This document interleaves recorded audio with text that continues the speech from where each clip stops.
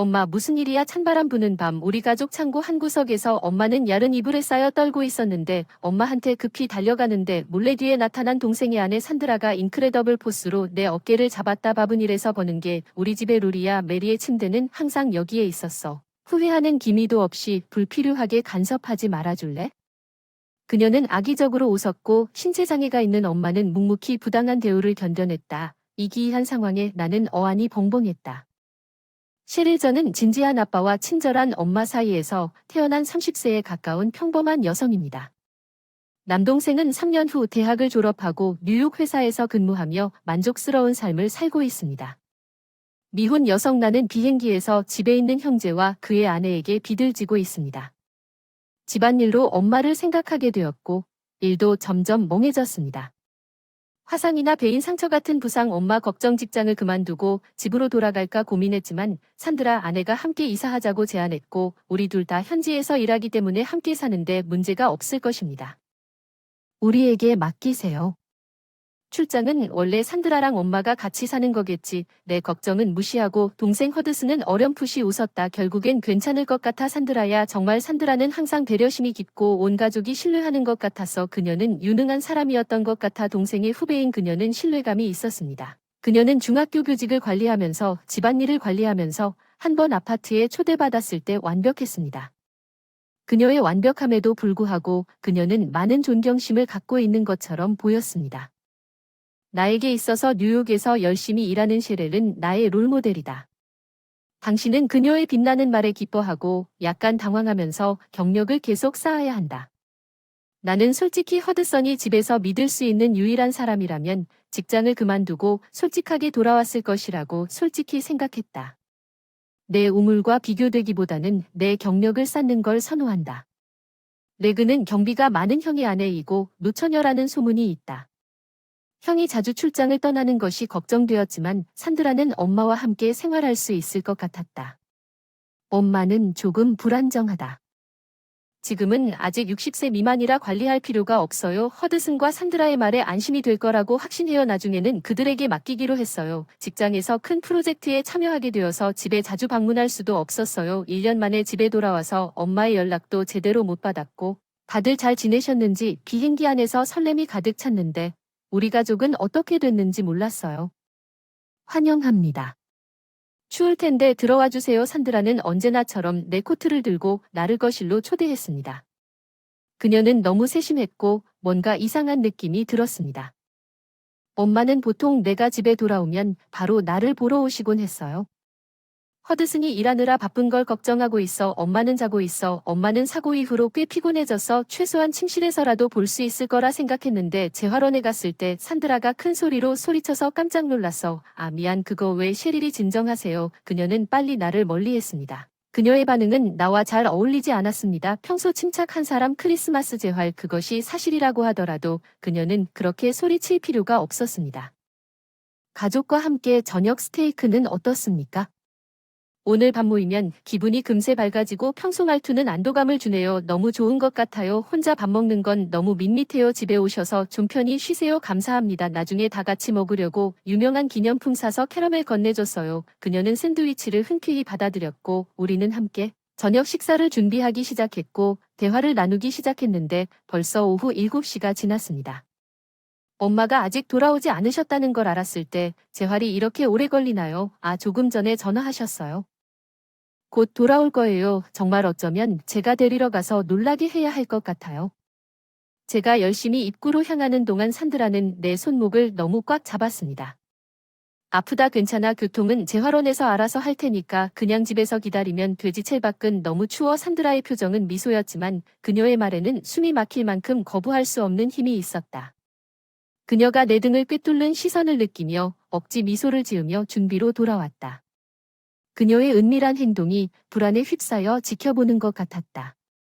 그녀가 저녁 준비에 바쁜 사이에 나는 조용히 부엌에서 빠져나와 말없이 움직이고 있었다. 나는 내 모습을 확인하러 갔다. 부모님 방 전혀 생소한 풍경을 접했습니다. 침실은 이제 부모님의 흔적도 없이 쇼룸처럼 정돈되어 있었습니다. 예전 방은 침대도 낯설고 새 것이었는데 어찌 여기가 정말 엄마 방인지 믿을 수 없었습니다. 엄마는 아빠와 같이 썼던 침대를 버리고 우리 가족 사진을 모두 버리고 이렇게 방을 개조했어요. 뭔가 확실히 잘못됐어요. 우리 가족의 집 주변을 돌아다녔어요. 커다란 전통 단층집 마당을 향한 창문 너머로 아빠가 사랑하는 야채가 보였어요. 정원과 우리가 사용하지 않는 가구와 도구를 보관했던 오래된 창고는 낮에는 항상 차분한 자존심이었지만 오늘은 그 창고가 원래 외할아버지 소유였던 이 집을 잘 관리하고 있다는 점에서 뭔가 기분이 좋았습니다. 뭐 하는 거야?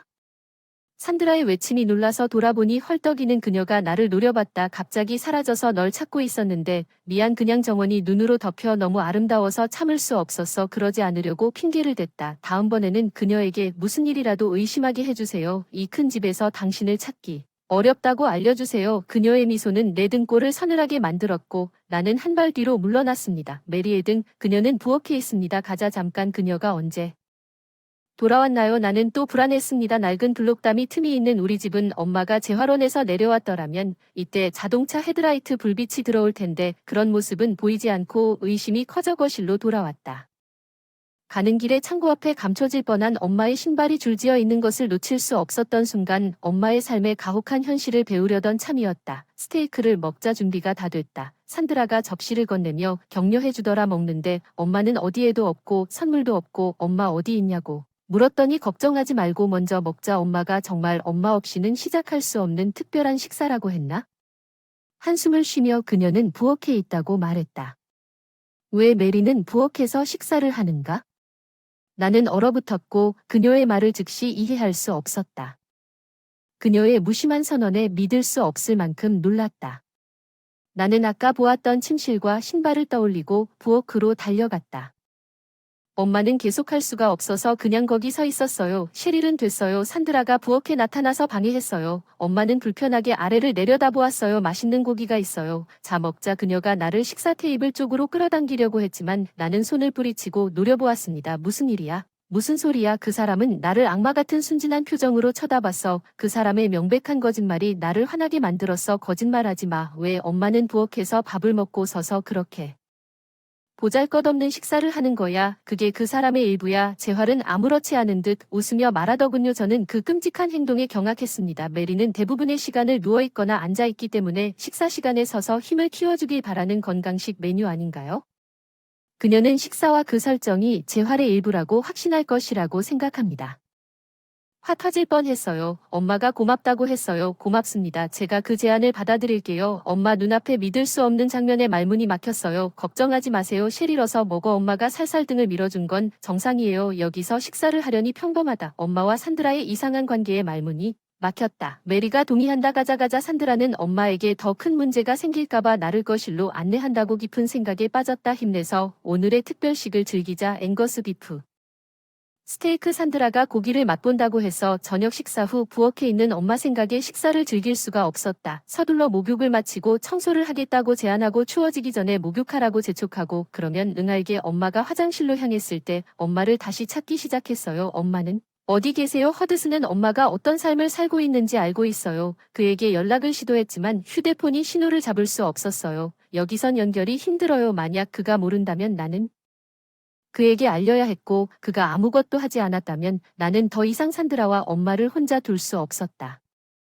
불가능할까? 그때 창고 앞에 있던 엄마의 신발이 떠올랐다. 나는 정원용 샌들로 갈아입고 조심스럽게 창고에 다가갔다. 창고 문에는 변기처럼 단순한 걸쇠가 있었고 쉽게 불이 들어왔다. 어두컴컴한 곰팡내 나는 창고에는 전기가 들어오지 않았어야 했다. 아니면 물이 있는데 등받이가 희미하게 빛나서 눈을 긴장시켰어요. 엄마 아빠가 좋아하시던 익숙한 침대가 보였어요. 이게 정말 헛간 한 구석에 있는 낡은 캠핑 랜턴이 침대 옆에서 희미한 빛을 내고 있었어요. 엄마 얇은 담요에 쌓여 있었는데 무슨 일이야? 엄마 왜 여기 계세요? 1월인데 눈이 쌓이기 시작했어요. 당황해서 엄마에게 달려갔습니다. 그만해요. 내 뒤에 몰래 나타난 셰리. 산드라가 인크레더블 포스로 내 어깨를 잡았어요. 왜? 엄마는 창고에 있어. 미쳤어. 소리쳤어. 손을 흔들면서 집 나간. 너 그만 참견할 수 있니? 이건 메리가 규칙에 동의한 우리 집의 규칙이야. 그래 넌 이래서 밥을 벌어야지 알잖아. 말이지 마저 누가 할 수 있는 사람인지 집안일이나 일을 하는 것은 우리와 같은 생활 방식을 가질 자격이 없습니다.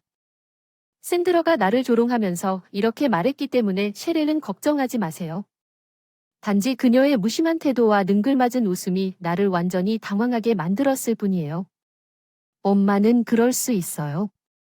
사고 때문에 일 안 하는 거 알면서 동거하기로 했다는 걸 알면서도 어떻게 그런 말을 할 수 있냐고 화를 내면서도 침착하게 말하더군요. 셰릴이 뉴욕에서 열심히 일하는 모습이 정말 멋있어요. 저도 그렇게 되고 싶었어요. 그 사람 다른 세상을 들여다보는 듯한 시선이 한 점에 고정되어 있었고 나도 늘 큰 집에서 사는 꿈을 메리와 함께 살면서 큰 집에 머물면서 내가 존경하는 셰릴로 지켜줄 수 있어서 괜찮다고 생각했다.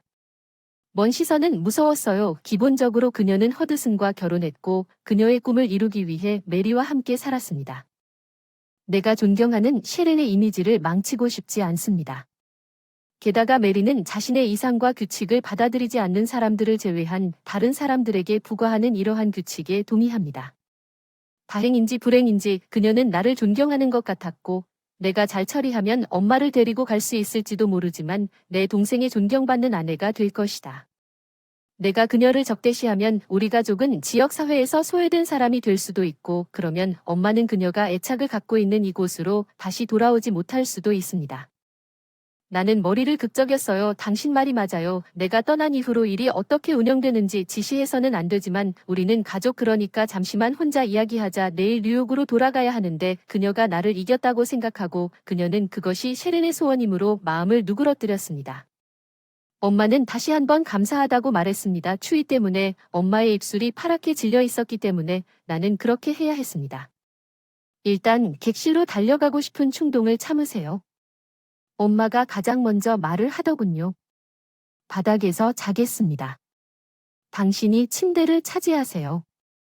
집만 될 거면 아빠랑 같이 죽었어야지. 엄마의 말이 목을 조이네. 부담이 뭔데. 신입사원 때 일 실수로 속상해하던 엄마가 위로해줬던 기억이 나네. 난 쓸모없지. 그렇지 회사는 그렇지 않아. 필요 없어. 엄마는 뭔데 부담이 되냐고 말했어. 너 같은 신입이 실수해서 회사에 부담이 되는 건 당연지 나쁜 건 아닌데 사람은 남을 괴롭히며 사는 동물이니까. 따뜻하게 웃으며 차를 끓여준다. 너무 힘들어. 집에 와. 난 항상 내 편이야. 엄마 덕분에 그 말이 너무 위로가 됐어. 자신감을 되찾았어. 엄마가 살아있다는 게 나에게 얼마나 큰 의미인지 전하려고 노력했어. 엄마가 내 손을 잡고 떨리는 목소리로 말을 시작했어. 정말 힘들었다. 허드슨은 너무 바빠. 내 말을 듣지 못했다. 내 휴대폰은 사치품으로 낙인 찍혔다. 남들이 존경하는 산드라는 엄마가 게으르다는 소문을 퍼뜨려 열심히 일하는 며느리, 아무것도 하지 않는 엄마의 이미지를 확고히 했다. 며느리 탈출하자. 엄마 뭐 계획은 있는데 이 집을 포기해야 할지도 몰라. 엄마는 잠시 내려다보다가 고개를 들었다. 다음날 믿어요. 조용히 떠날 준비를 했지만 닿지 못했어요. 허드슨 하지만 준비를 마친 후 계획에 방해가 되지는 않았습니다. 제가 그녀에게 제안을 했습니다. 다가오는 휴일 동안 뉴욕에 가고 싶지 않습니까? 그렇게 했지만 제 아파트를 사용할 수 있는 호텔을 찾을 수 없었습니다. 중요한 일이 있습니다. 일을 하고 잠시 자리를 비울 예정이에요. 정말 산드라의 얼굴이 밝아졌어요. 휴일이 다가오자 그녀는 큰 짐을 가지고 내 아파트에 도착했습니다. 허드슨은 출장 중이었고 혼자 시간을 보낼 예정이었습니다. 건강 조심하시고 즐거운 시간 보내세요. 나는 그녀에게 열쇠를 건네주고 아파트를 떠났습니다. 나의 목적지는 엄마와 함께 시간을 보내고 필요한 절차를 마친 후 우리 집이었습니다. 나는 마침내 뉴욕 아파트로 돌아왔습니다. 아파트는 접시와 옷을 포함하여 알아볼 수 없을 정도로 깔끔했습니다.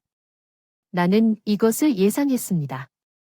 그럼 맥주 목욕하고 나면 이제 쇼룸 갔네. 그렇지. 낡은 방은 너무 낡고 유치할 정도. 산드라가 아무 후회도 없이 태연하게 말했어. 나한테 고마워할 필요는 없어. 그냥 내가 머물게 해준 것에 대한 고마움을 표현하는 방식일 뿐이야. 넌 착각이야. 나 화났어. 아무도 시키지 않은 일을 하는 건 간섭이야. 여기까지 가면 사생활 침해야. 뭐 잠깐만 그런 나쁜 말은 하지 마. 내가 꾸미는 걸 좋아하는 걸 알면서 나를 초대한 건 불공평해. 화를 내는 건 애매한 미소로 한숨을 쉬며 대답했어. 엄마는 지금 집에 혼자 계시지 않나? 거기에 음식이 있다고 거만하게 맥주를 들이키며 나는 숨 쉴 틈도 주지 않고 계속 질문을 했고 걱정되지 않니? 엄마가 나와 나를 짜증나게 할까봐 걱정해야 하는 이유. 그 집 때문에 같이 살기로 했어. 정말 그래. 메리가 가고 나면 그 큰 집은 내 거야. 솔직히 그 사람이 방해가 되니까. 그게 너의 진심이니까. 다가가서 휴대폰을 그녀 앞으로 내밀었더니 얼굴이 창백해지더라. 화면 봤어. 야. 나 다 들었어. 무슨 일인지. 내 동생 목소리였어. 전화통화 중 남편이 전화로도 화난 소리를 냈어. 셰릴 이게 뭐야. 그녀는 당황한 것 같아. 허드슨이 내가 연결한 뉴욕 신호가 좋은 걸 다 들은 것 같아. 출장 중이라 집을 자주 방문하면서 우리의 대화를 엿듣기 위해 켜두었다가 안 해. 허드슨에게 속아 전화를 건 것은 이웃들이 아무리 며느리의 말을 믿어도 진실을 모르고 있었던 것이다.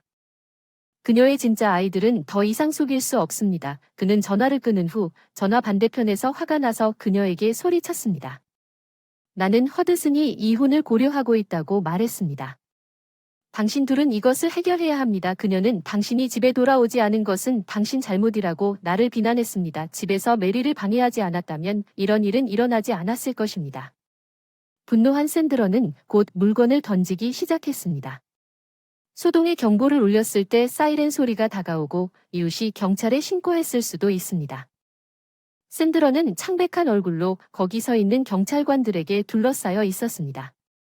아침이 되자 산드라가 풀려난 것 같았고 허드슨의 휴대전화가 울렸고 그녀의 화난 목소리가 들렸다. 무슨 일이 일어나고 있는 건지 무슨 뜻인지 집에 무슨 일이 일어나고 있는 걸까? 집이 없어졌다. 나는 그녀가 혼란스러워하는 것을 이해할 수 있었다. 집이 무너졌다니 무슨 소리야? 우리가 더 이상 함께 살지 않는다는 게 무슨 말이야? 산드라의 분노와 당황이 뒤섞인 모습을 상상한다는 게 무슨 말이야? 나는 허드슨과 전화를 바꿔 뉴욕으로 돌아오기 전날 엄마에게 설명하기로 결정했고 나는 그렇게 하기로 결정했다. 집을 팔고 헐리게 하세요. 할아버지의 직계 후손인 엄마는 쉽게 매매를 진행할 수 있었고 산드라는 아파트에서 여유롭게 시간을 보내고 있었습니다. 나는 엄마를 부양하고 집에서 각종 절차를 처리하고 있었고 현재 엄마와 허드슨은 따로 살고 있고 전화번호와 주소를 변경하여 아파트에서 나갔습니다. 이번이 마지막 전화입니다. 이혼 절차를 위해 변호사를 통할 것입니다. 허드슨이 그녀에게 경고했다고 합니다. 저는 아무 잘못도 하지 않았습니다. 우리는 평화롭게 살았습니다. 메리와 셰릴이 책임이 있습니다. 다 망친다. 산드라가 비명을 질렀다. 엄마는 조용히 스피커폰으로 듣고 있다가 드디어 말을 꺼냈어. 내 수능을 이용해서 넌 내 아이들을 조종했어. 더 이상 내게 통제되지 않을 거야. 엄마는 쌓인 분노와 좌절감을 토해내며 눈은 한 곳에 고정되어 있었어. 너무 한심해서 내 아이들에게 문제를 일으켰지만 더 이상 당신에게 통제되지 않을 거예요. 당신은 아무것도 할 수 없어요. 당신은 쓸모없어요. 예. 그래도 당신이 마침내 나를 제거할 수 있어서 기뻐요. 산드라는 엄마의 확고한 자세에 말문이 막혔어요. 아이, 나는 싸울 준비가 되어 있습니다. 내 딸은 당신의 잘못에 대한 증거를 가지고 있으며 당신이 원했던 집이 없어졌다는 것을 증언하겠습니다. 만약 당신이 이 일로 큰일을 만들고 싶지 않다면 조용히 나가세요. 엄마는 통화를 종료하고 딸과의 추가 거래는 나중에 하기로 결정했습니다. 변호사 허드슨과 산드라의 이혼이 확정되었고 경찰에 연루된 후 우리 변호사에 따르면 그녀에 대한 금지 명령을 받았습니다. 그녀의 나쁜 평판은 동네에 퍼졌고 직장에서는 사임하게 되었습니다.